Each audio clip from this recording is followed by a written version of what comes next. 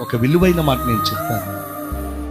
యెజబెలు అన్న మాటకి భయపడి పరుగులు తీసిన ఏలియా బదరీ వృక్షం కింద పడుకొని ఒక ప్రార్థన చేస్తున్నాడు. మనకు బాగా తెలుసు, 100 సార్లు చెప్పుకున్నట్టు, ఇక ఇంత మట్టుకు చాలయ్యా, నేను ఇక బ్రతకలేను, చావు నాకు ప్రసాదించు, నేను ఇంకెవరి కోసం బ్రతకాలి, ఎవరిని ఉద్ధరించ బతకాలి, ఇక చాలు ప్రభువా, నా జీవితం ఇంతటితో అని ప్రార్థన చేస్తూ ఉంటే,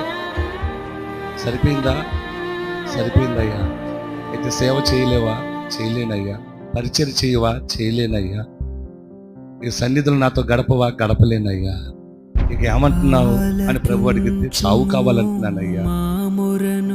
ఊరుకున్నాడా? ఒకసారి ఆలోచించేద్దాం. ఊరుకున్నాడా? వదిలేశాడా?